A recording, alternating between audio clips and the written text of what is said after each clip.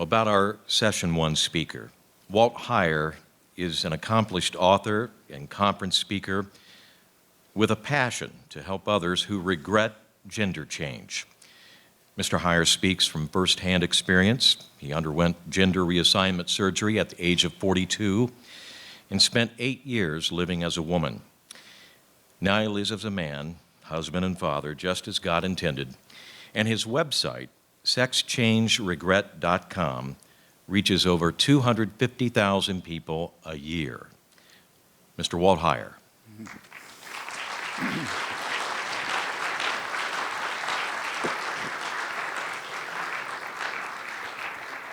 Thank you. All right, thank you. Well, good morning. It's great to be here. Everybody's awake? Well, when I'm done, you probably won't be. First, I'd like to introduce my wife. This is, my story is about redemption and restoration. My wife, Casey, right there, 22 years. So it's so important for us to realize when you hear that people can't come back out of this lifestyle, that you actually see a witness that says you can. And if you come to a relationship with Jesus Christ, you will find Christ, and you will be redeemed, and you will be restored, and you will realize that living that lifestyle that I lived is not God's intention. So I want to get started. I want to set this up a little bit. Can I take off my coat? Yeah, all right. It's a little too formal for me, but I want you to know that I actually went out and bought one.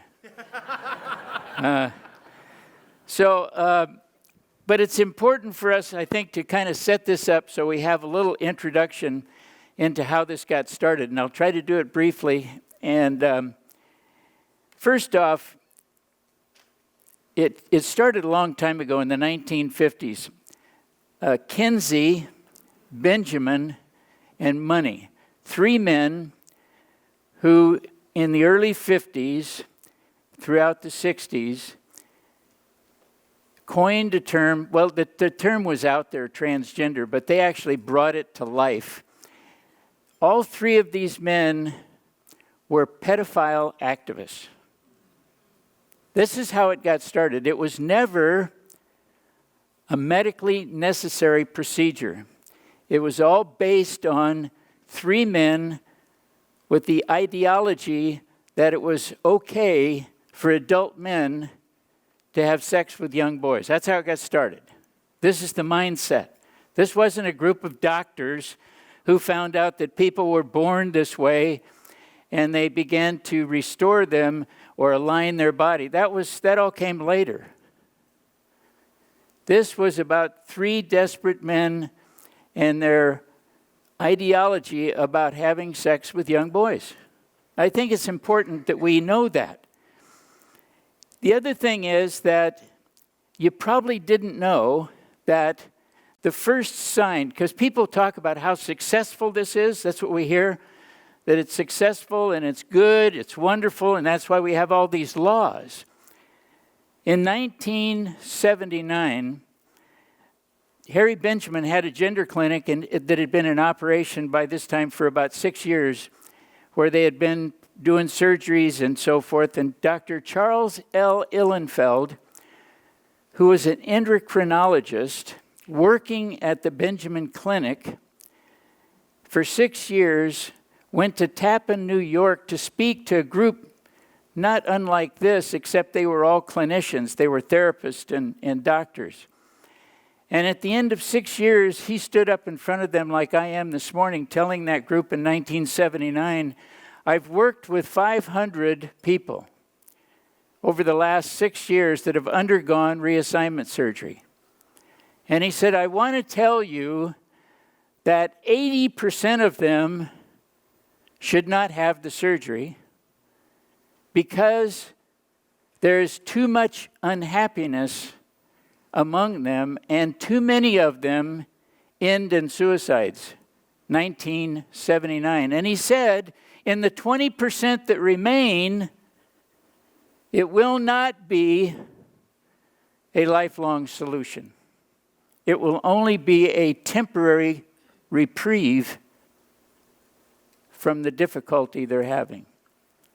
He said, I'm going into psychiatry, no longer going to be an endocrinologist, so that I can actually help the people because of their deeper problems.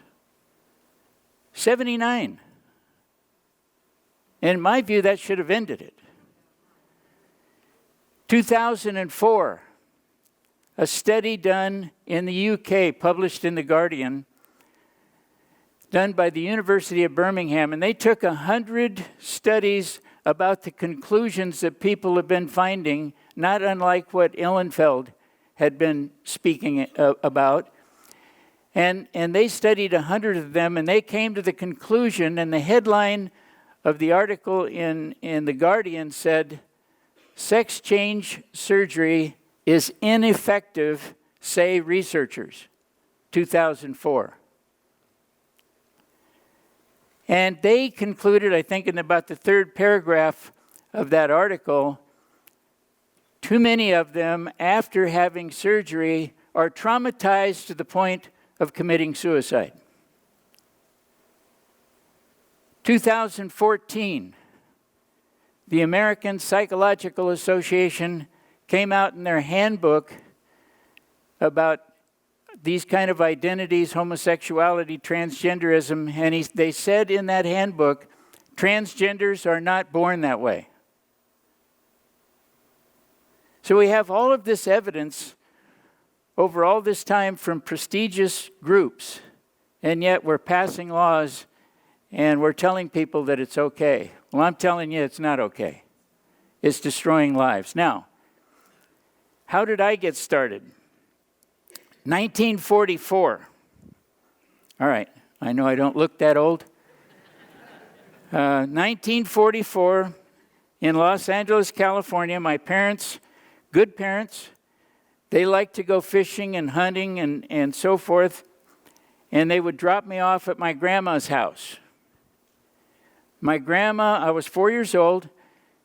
Grandma was a seamstress. That's the way she made money, and she lived in a rundown old shack off of Figueroa that she would earn money by making women's clothing for people in the neighborhood, and so I would be over at her house, and I remember leaning on the sewing machine and just watching her sew. And yes, I became interested. There was nothing to do. There was nobody else around, just Grandma. My grandfather was out driving a tow truck, and he was rarely there. And she began to see this curiosity that I had and my interest in what she was doing. She made me a purple chiffon evening dress. It's a beautiful dress. 4 years old. She made me the dress, put the dress on me, and then she began to affirm me about how cute I looked and how wonderful I looked. And it became a routine, a habit. And I'm here to tell you today, as I look back now, 74 years later, her affirmations and putting me in that purple chiffon dress was child abuse. Let's call it what it is. It's emotional and psychological child abuse, and it should not happen. We are destroying the psyches of young people who have no knowledge about what the consequences are going to be when they're 78 years old standing up and talking to somebody. Now I can tell you what the consequences are, and they're not good. They're destructive. Please, we got to call it what it is. No matter how unpopular it is, it's child abuse. To affirm them, to encourage them, to develop them, it's early sexualization. All these things are very harmful. So, with this introduction, then, I began to have the thoughts that there was something wrong with me. Because you see, when we affirm somebody in this gender, at the very same time, we can't avoid the fact that we're saying there's something wrong with you over here. See, there was something wrong with little Walt. And we processed this. Two things happen. Child abuse, and you're telling the person there's something wrong with them. So they're looking to get something that's right. I used to go to bed after those nights. Now, she told me this was a secret, don't tell your parents. And we also know about secrets, don't we? If we're doing something wrong, we want to keep it a secret. Now, how does a 4-year-old kid know what's wrong and right? And you're not going to go against grandma. I mean, the most precious thing is grandma. You believe whatever grandma says, even when it's destroying your life. Well, that introduction into that purple dress planted the seed. Now, it didn't have the words in those days. We didn't have the word transgender, gender dysphoria. It's 1944. It's long before that ever happened. I didn't even know. I just knew that grandma loved me as a little girl much more than she did as a boy. And I knew that if I was going to be loved by grandma, that I needed to be in the purple dress, not in my little cowboy boots, not little Walt. I had to process this information as a young boy at night. Laying in bed, sometimes it would take me an hour, hour and a half to go to sleep because I'd try to figure out, what's this all about? Sometimes I wept about it because I couldn't figure it out. It stayed with me. And it began to build in me until I actually became, I think, addicted to the affirmation. I wanted the affirmation. So the secret held for about 2.5 years until I became so excited about the affirmations as a young boy. Now I'm about 6 years old. I took the purple dress home secretly and put it, I think, in my dresser, as I remember, bottom dresser drawer. It wasn't long after that my mother found the dress and then confronted me about it. That was the first time she knew what was going on at Grandma's house. And my dad was an auxiliary police officer on the LA police force. He was an industrial goods salesman. He was a judo expert. He was a powerful guy. He was not happy. He was really angry. And keep in mind, we're talking the mid-1940s. There's no internet. There's no information. He just knows Grandma's dressing his little boy in a purple dress. And so I couldn't go back to Grandma's house. The purple dress disappeared. But you see, it was still here. I couldn't get rid of it. It was embedded into my psyche. Dad, in his wisdom, with no other means of understanding what was going on, decided that he was going to use heavy discipline and, like a blacksmith over hot iron, pound his little boy into a man. So he used very heavy discipline on me. A hardwood floor plank across my butt when I did something wrong that would raise welts because of the purple dress. And I think it's important. I want to connect each one of these things so that we realize what happens. Without the purple dress, I never would have got the hardwood floor plank. The connections, there's these cascading events that started with the affirmation of child abuse turns into further cascading abuses. His adopted brother, my uncle, Fred, when I was probably 8 or 9, because of the purple dress, decided that I was fair game to be sexually abused. Again, the sexual abuse would not have occurred had it not been for the purple dress. So here's a boy. I'm 9 years old.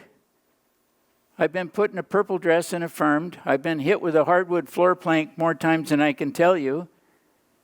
And now I'm being sexually abused by an uncle. How do you process that? You don't. You internalize it. It's pain. You have no place to go with it. When I told my parents what Uncle Fred was doing, they said, "You're a liar. He would never do that." And so now I have the additional burden of realizing I had no place to go. No place to go. I needed to deal with this before I was 10 years old on my own terms the best I could.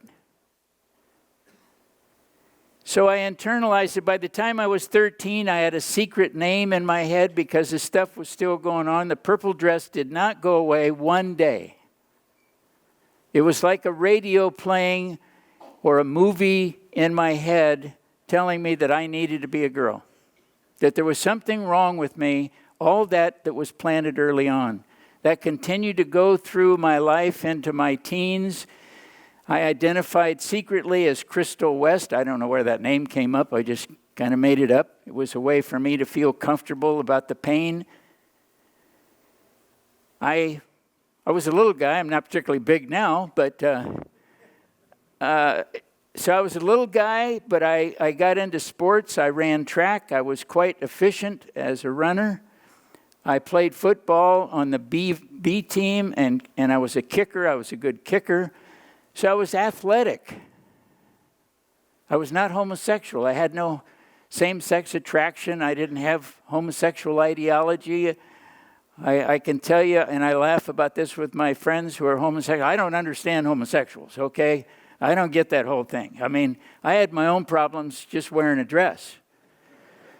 So they can have theirs, I had mine. So I was dealing with this. You know, I ended up having a girlfriend in high school named Lola Joy Phipps. Now, come on. Is that a great name? I mean, even if she wasn't good looking, the name was great. But she was good looking, and we had this great relationship, and we had a relationship for quite a while in high school, and I finally, near graduation time, I told her finally what I was struggling with the purple dress. And she said, "Well, I really care about you, but I can't have a relationship with you because it's way too confusing and too much for me." And I understand that. So again, I realized that talking about this with anybody was kind of something you didn't do. You needed to internalize it. And where would I go with it? I'd heard about Christine Jorgensen. Once they've had that headline about Christine Jorgensen being a transgender, I could start then attaching a name to what was going on or what had started in my life. Transgender. Still didn't have the term gender dysphoria. But I was kind of a bright guy. I went to school, studied drafting. I left school and went into to become a draftsman in Glendale, California. I worked on actually at Libroscope, and worked on the Polaris missile system as a draftsman. And over a period of time, I became an associate design engineer working at North American Aviation on the Apollo space mission in the area of cryogenics. And from there, I left aerospace and went into the automobile industry and became a top executive for American Honda Motor Company after working for American Motors and Renault prior to that, and became the national operations manager for American Honda Motor Company, dealing with about $25 million worth of contracts because I was responsible for the movement of every single Honda automobile from the time that it came to the port until it was delivered to the dealership. All the rail, trucking, freight, damage control, and storage. So I had a big job. I flew all over the country. I had 2 parking places at work. I had 2 secretaries. I was a bigwig. But I had a purple dress in my head. I was married and had 2 children by this time. And I was struggling.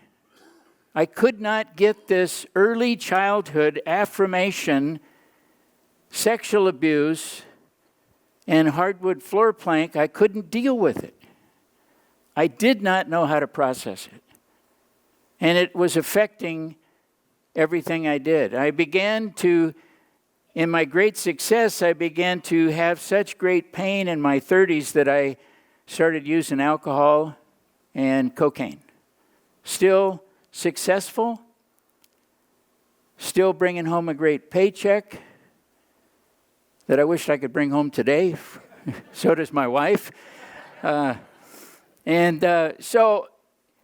I was dealing with this, so I decided that it was time that I went to get help. So I went to one of these specialists who deals in gender.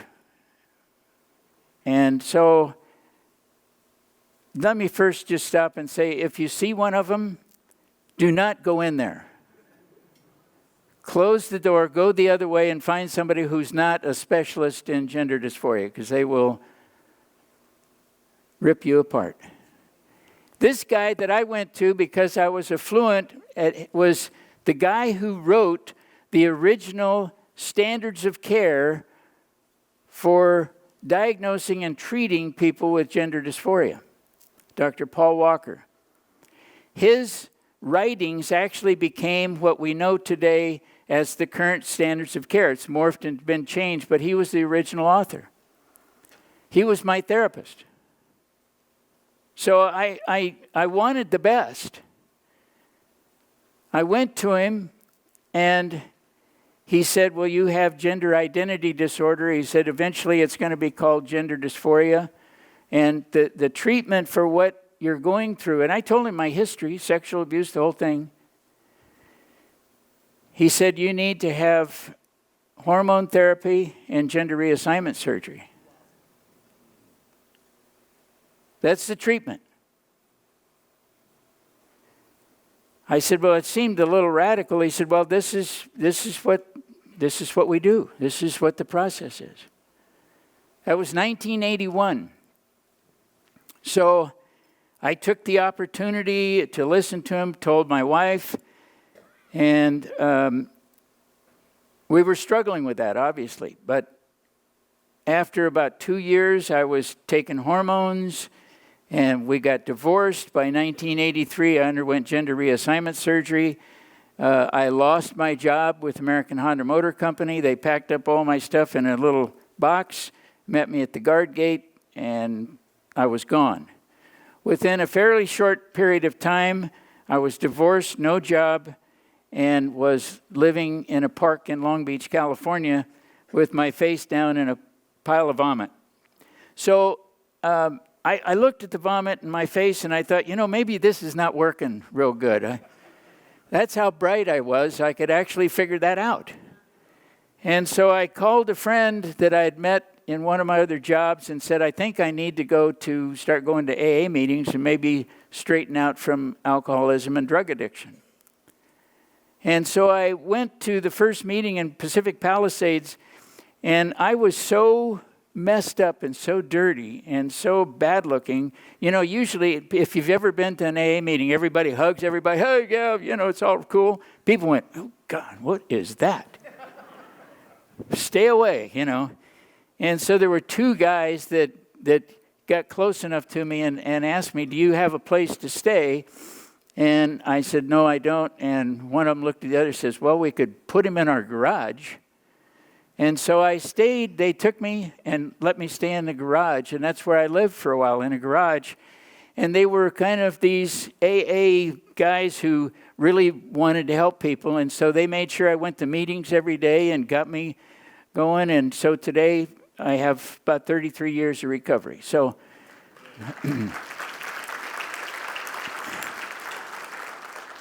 I can tell you that's necessary.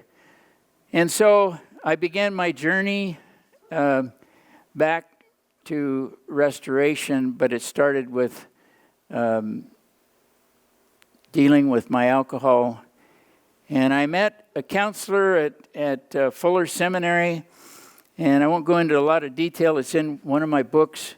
But I met with him, and he had a pastor friend in Pleasanton, California. He says, you need a place to live. You need a way to have income. And so I moved up there. I moved in with the pastor and his family. He gave me a bedroom, and I began to go to church.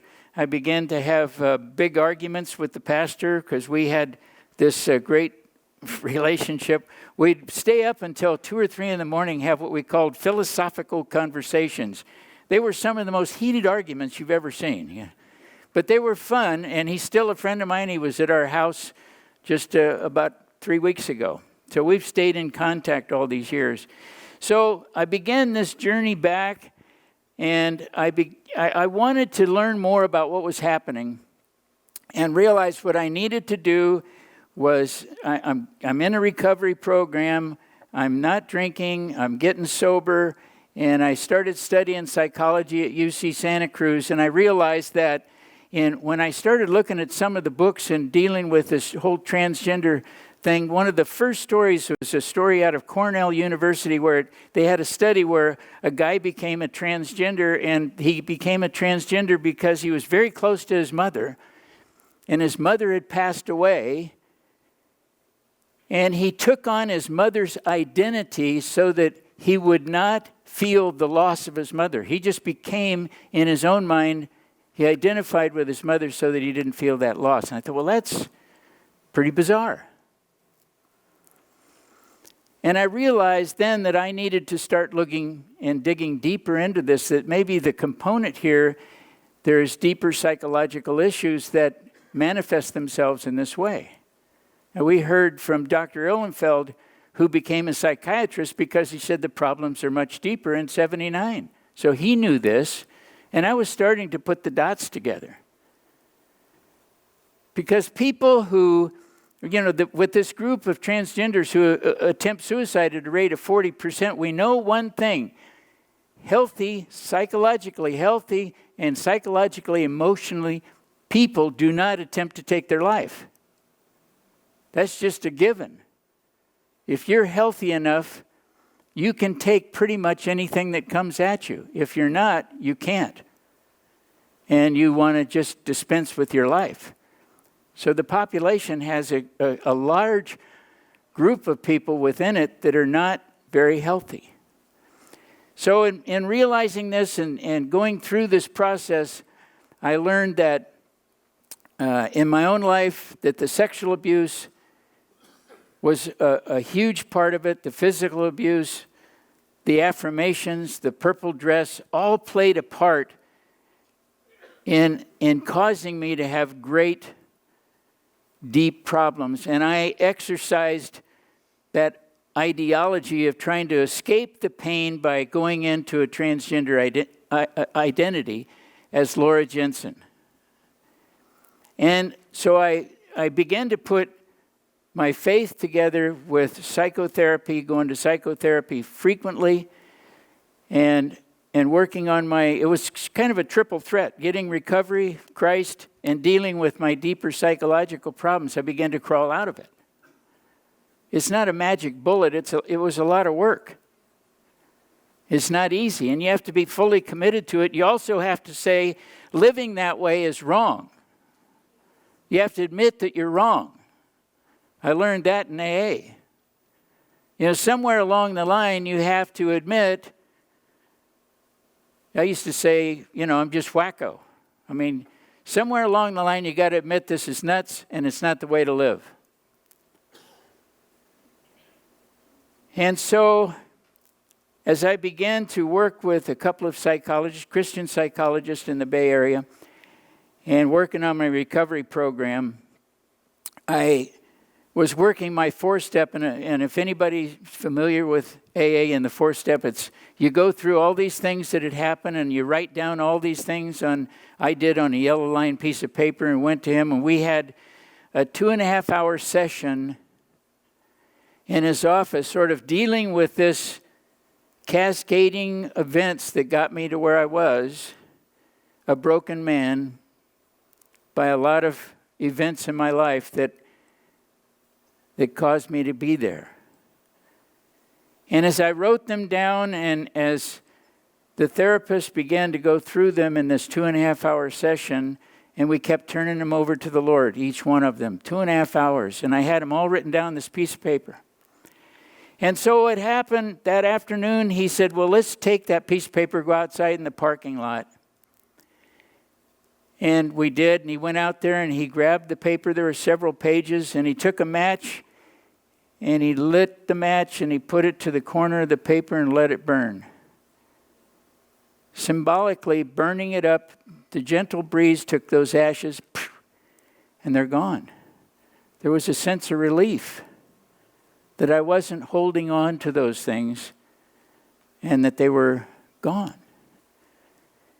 And he said, let's go back to my office and we're going to pray. Well, that scared me, because this guy, when he prays forever. And I'm like one of these guys that prayers, okay, it's over, thank you. You know, I'm not very good on the long prayer thing, but this guy loved to do the long prayers. And I'm guilty of short prayers, okay? Convict me. Don't tell me there isn't some of you out here either, you know. So went back to his office. I knew I was in deep trouble. And we started praying. And we started praying. And we're praying some more. And we're still praying. And I don't really remember much about what he was praying about. And all of a sudden, though, there was a moment. I looked up. The Lord was coming down with his arms stretched out toward me. And I could see in front of me a little baby wrapped in white cloth. The Lord came down and grabbed that little baby, pulled him into his chest. The Lord turned to me in that prayer and said, you are now safe with me forever. The Lord turned and went away.